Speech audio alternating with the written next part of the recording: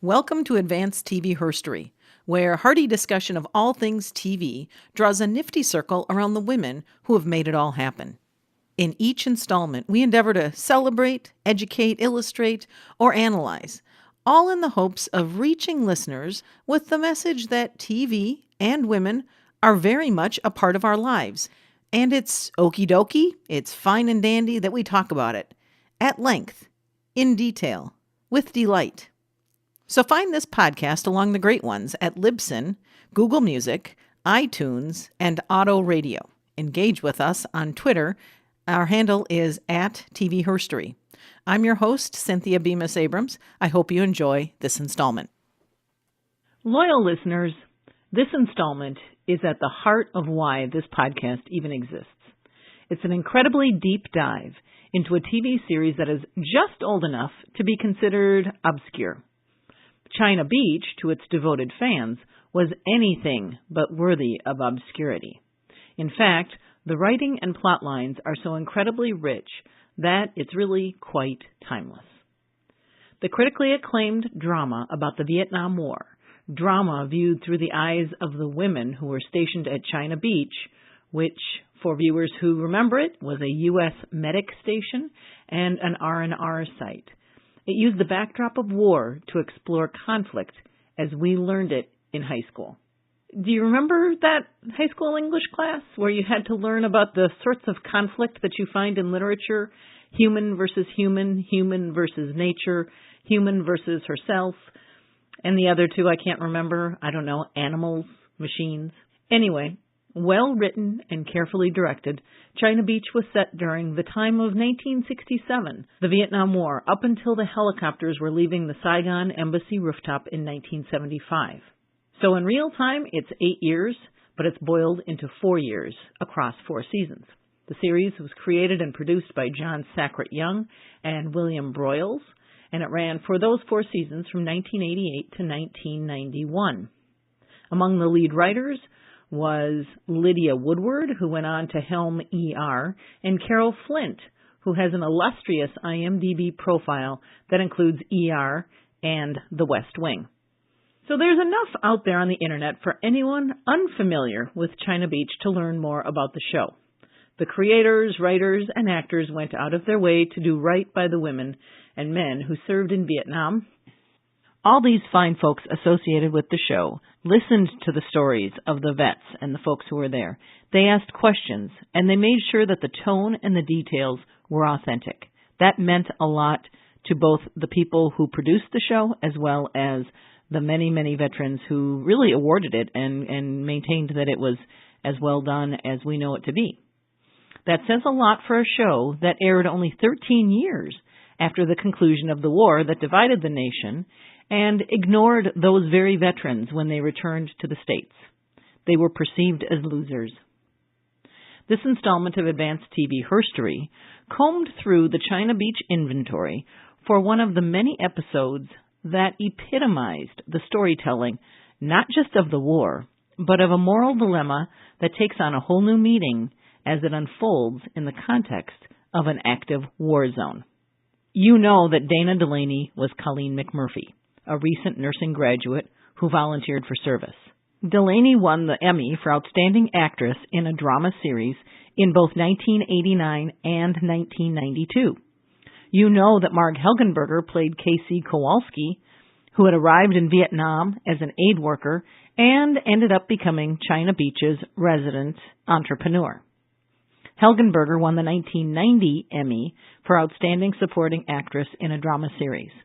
Now, these two actresses, as well as the writers and the directors and the wardrobe people, so many people behind the scenes of this show, they were regular nominees for the Golden Globes, the Emmys, and the Viewers for Quality Television.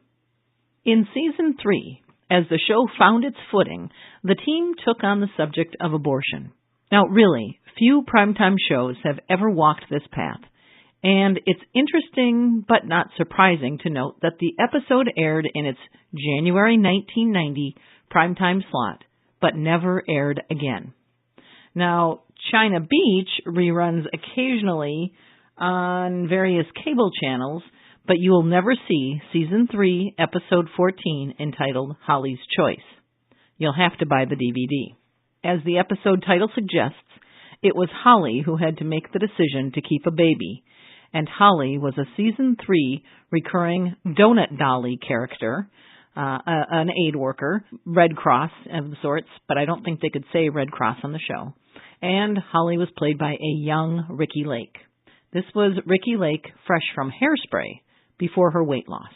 While very few primetime shows have ever ventured to include abortion in a plot, I feel almost certain that those who do take it on, it is a huge decision, and that they very deliberately use extra care in crafting a plot that is respectful.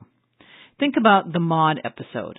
Its premise, and indeed the dilemma in Holly's Choice, they're both that one woman has to gain an understanding of all of her options and all of the implications in a very short period of time. So the word respectful comes to mind to describe both. These are both thoughtful episodes. Unlike Maude, played by Bea Arthur, who was looking at a pregnancy in her mid-40s, at a time when that was considered medically risky, China Beach's Holly is in her early 20s, maybe 20 or 21, and the year is supposed to be around 1970. So, if you put this into the context of history and your knowledge of major Supreme Court decisions, Roe versus Wade was decided in 1973, and the aforementioned episode of Maude aired in 1974. So, then with China Beach, Holly's Choice aired 16 years later than that Maude episode, and like that episode, it too only aired once. A key element to the telling of Holly's Choice was the decision to unfold the drama in reverse. Now remember, this is written by women who went on to do a tremendous amount of work on ER. So it's not surprising that this is a technique that you may remember from ER. When the episode starts out, in one of those triage rooms, and defibrillator pedals are flying around, and orders are being shouted, and blood is spurting, and it all looks like a war zone, and then they begin telling the story backwards. The same thing was happening here, and the special, almost philosophical ending, or really the beginning, makes the episode one not so much about abortion, but as the human element of war and how decisions by men and women get made within that context. Okay, here we go. Throughout the episode, we see Holly, played by Ricki Lake, an Ohio native, giving great care to a garden she created in the middle of the compound. By the end of her dilemma, her garden is surrounded by a white picket fence, a scarecrow, and a small but highly anticipated crop of carrots. Now, think about it. The symbolism is clear. The idea of trying to grow something out of a dusty, barren plot of brown land. Life in the midst of death. Caring for something over which, in this particular instance, she has some control. So up walks Colleen McMurphy, played by Dana Delaney. She approaches her, and this cool exchange, which seems a bit odd, unfolds. Fight off the bugs. Throw out what rots before it's ripe. Holly, I know that you think there's a problem between us. There is a problem. You think I'm a murderer, don't you? No. I might not have done what you did, but I don't judge you. I judge you. I needed you. I didn't hear you ask. If I'd been a guy, you'd have heard me. If you'd been a guy, there wouldn't be a problem. I saw you that night, remember? Truth or dare. You were singing the Hallelujah chorus. You could have been pregnant too. The only difference between us is the luck of the draw. That's not true. It is true. Holly. I've got to go. I'd like to be your friend. Help yourself to all the vegetables you want. I only need the flowers. As much as any one actress and character carried a single show, most people would say that Dana Delaney was China Beach. China Beach viewers know McMurphy to be the friend we'd all like to have. She's hardworking, she has a heart of gold, she's humble, and she's been through some harrowing exploits. We love McMurphy. But the screen flashes the word earlier, and this is the first of many times through the episode that we continue to then be advanced to the previous action that ultimately forms Holly's choice. And thus we begin to get the full picture. So Casey Kowalski has taken on the role of Mama Grizzly and attempts to put Dr. Dick Richard, who has been an OBGYN in private practice before the war, in Holly's shoes. So this is the point where, prior to the conversation with McMurphy, things are starting to get a little bit more graphic. It was a medical situation. I should have been the first person notified. Why? So you could have done nothing? I wouldn't have jeopardized her life. Oh, you wouldn't have jeopardized your own sweet butt. She had nowhere else to turn. Oh, and did you make a good profit? Nothing that would impress a doctor. This wasn't a game. Her life was at stake. A game? I'm not the middle-aged adolescent who runs around this base leering and pinching rear ends, hoping that the girls keep their troubles off the playing field. You didn't itemize my character flaws when you carried in a hemorrhaging woman with a fever of 104, did you? Okay, what would you have done had she come to you first thing? What's SOP? There is no standard procedure. I haven't seen a pregnant American since I got here. Okay, back in Massachusetts. There are no legal options. The ones who get pregnant and don't want to be, what does the good doctor advise? They all get the pep talk. The desperate ones get the warning about butchers. The teenagers get my lecture on finishing school later. I assure the ones with 2 kids still in diapers that their husbands won't leave them. Enterprising women try to bribe me. Wealthy ones need addresses in Sweden, but everyone has to settle for Kleenex. You play it safe. I play by the rules. Oh, but it's not a game. You never break the rules?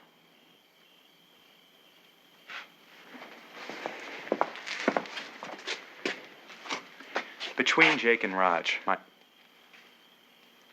2 sons, Beth Ann was exposed to German measles. Teaching school in '63. It was her first trimester. We didn't agonize over it. It seemed like the only thing to do. But almost every day in my practice after that, I had to face a woman. Say no to a woman whose story was every bit as convincing as Beth Ann's was. Okay, you're thinking it, and I'll say it. Wow, there's a lot of information in there. But in a nutshell, in 1970, that was the list of options, and each one was filled with downsides and challenges that often proved insurmountable, or ultimately led to a life that was not as filled with future options as one might hope at the age of 20. The writers did a nice job of including advances in maternal health medicine that enabled doctors to detect birth defects.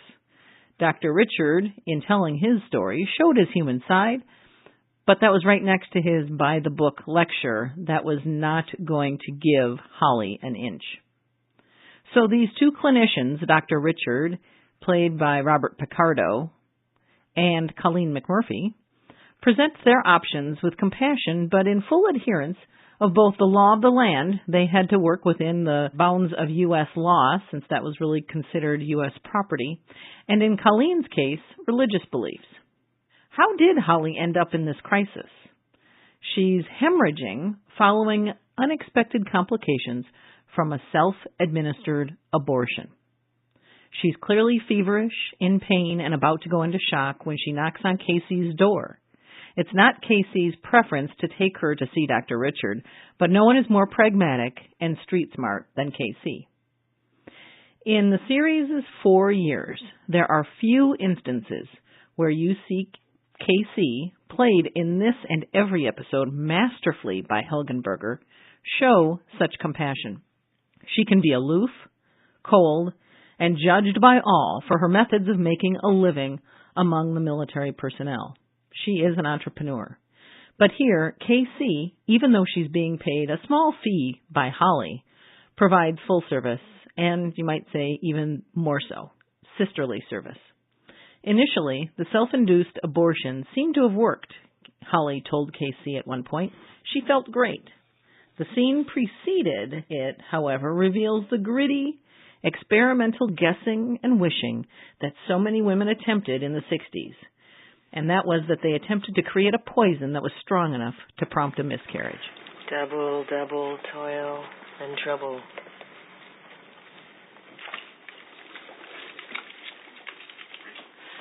Is it thickening yet?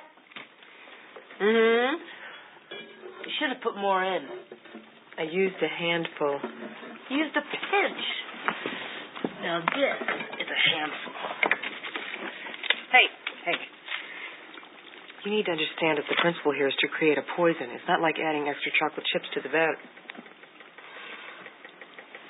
That was a terror in home ec.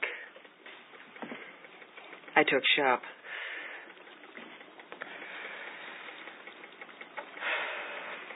Thickening. I think it's ready. Thank you, Betty Crocker. Get the strainer.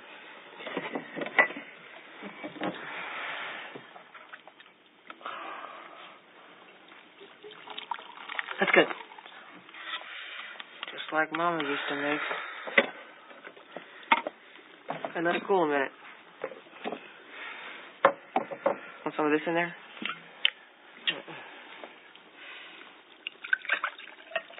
Scared?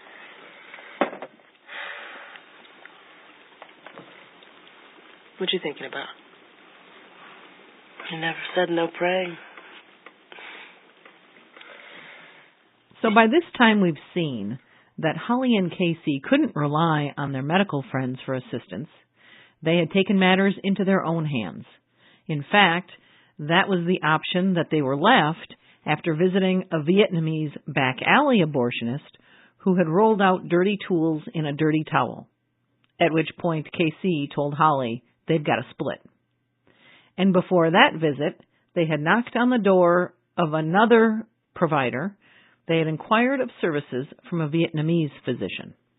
This brief scene reveals, perhaps in the most powerful terms ever aired on American television, the differences that men and women had of the concept of abortion and ultimately about whose decisions are the most important when it comes to reproductive rights and reproductive decisions. 100 isn't enough.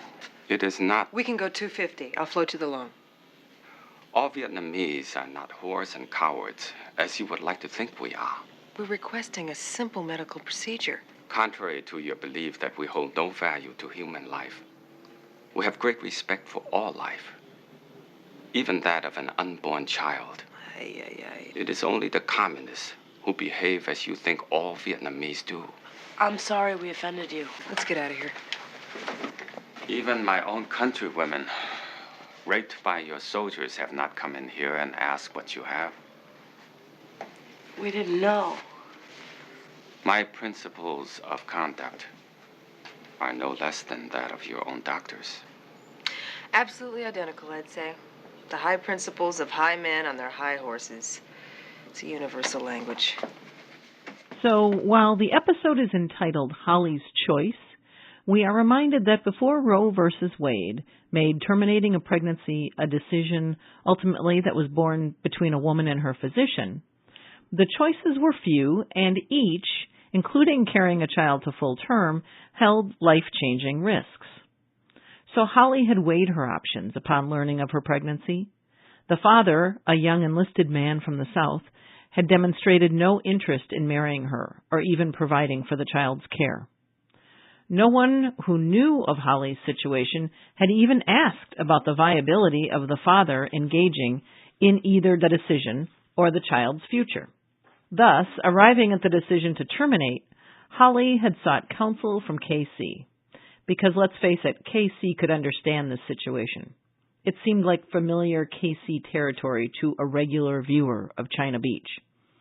And KC confidently told Holly to round up $200, and that would cover services that they'd find away from China Beach. And that would include KC's fee. It was all just business to KC, and she wanted to keep it clear of what she knew were going to be the judgmental looks given to Holly by Dr. Richard and Colleen McMurphy. It was logical for Holly to seek out KC because her relationship with Colleen had already reached that judgment point. Holly, if you're upset, if you're confused... I'm not confused. I know you're worried, but if you're thinking about... I can't have this baby. I decided. Not now. I didn't want to say anything before, but my brother Danny and his wife, they've been trying to have kids for years. And they've been trying to adopt for the past 2 years. If you don't want to have the baby, I could call them. Not that it has to be them, but they'd be good parents. I don't want to have the baby. I'm sure it's a shock. It's an interruption, but it's really just a few months. It's my life. And I want to stay here and do my job. So would you. If you hadn't come out of the latrine that night singing whatever you were singing. Hallelujah chorus. What if it was you who had to pack up and leave? I'd hate it. But I'd accept it. Like a punishment. Only at first. A punishment for doing something wrong. Is that what a baby should be? You can't just get rid of it. I'm not. I'm making a decision. I wish I could turn back the clock, be the girl I was a couple months ago. But it's like any decision, like coming here. We won't go back after our tours are over and start over with clean slates. We'll always have been here. This war will be stuck to us. If you kill this baby, that will always be stuck to you. No sweat. The references to Alleluia are poignant. Into its third season, the show's storytelling revealed a strength in Colleen McMurphy that was often superhuman. She had physical strength, emotional, moral. She had it all. She could hold her own with the men in this version of hell. She could make decisions in the operating room and in the field quite rapidly, and more often than not correctly, because of her medical training and an unfailing moral compass. However, while enduring a shelling, McMurphy, Holly, and others were gathered in a tent playing Truth or Dare. McMurphy reveals that she had just gotten her period, hence the singing of the Alleluia chorus from Handel's Messiah, and that this time it seemed to have been too close a call for comfort. McMurphy the saint had dodged the predicament of the sinner. And that point wasn't lost on Holly. It was a selfish side that, at least for that episode, made us question McMurphy's capacity to balance compassion with judgment. She knew a bit about Holly's situation, or at least enough to assume that it was a mistaken result of a one-night stand. A sin, in other words. Yet McMurphy's skills served sinners on a daily basis. People who took the lives of others. American soldiers were killing innocent Vietnamese and getting wounded in the process. Was this a double standard that the viewer could see, but McMurphy simply couldn't?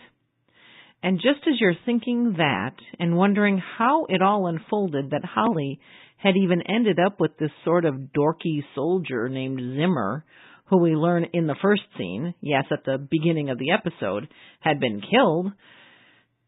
Okay, what's the story? Well, you get it. Donut Dolly Holly is making rounds of encampments and encounters Zimmer, who has chosen to stay behind while his fellow soldier colleagues attend a USO show. I'm sure that they're called something other than soldier colleagues. Holly asks him some questions and offers to keep him company to just make sure he's okay, because he seems a little moody. We soon learn he had just found out that rounds he had fired earlier in the day, he had been given inaccurate information and in fact had fired upon American troops. He had created friendly fire, I don't believe it was called that back then, I don't know, and was the cause of casualties. This simple kid, Zimmer, was distraught. And Donut Dolly Holly, by no means a trained therapist or social worker, knew enough that in the throes of war, it was more important for him, for his survival, to compartmentalize his grief and set it aside than to let it overcome him. So she did what she felt she needed to do. She provided him relief and compassion, which took the form closer to Casey's human way than McMurphy's superhuman way.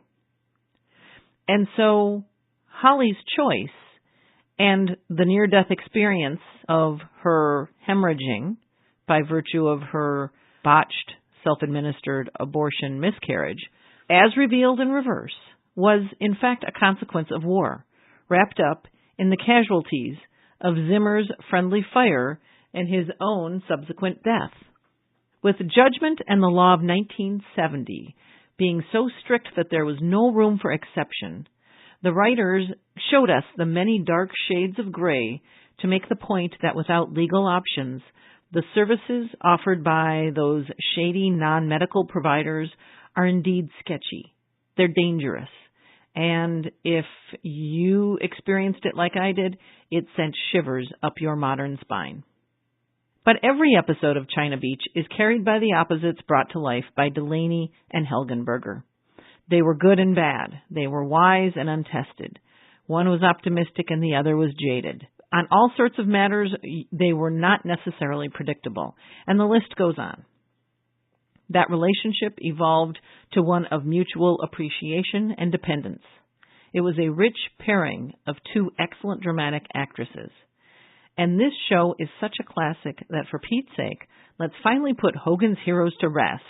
War does not need a laugh track. And please bring back China Beach for good.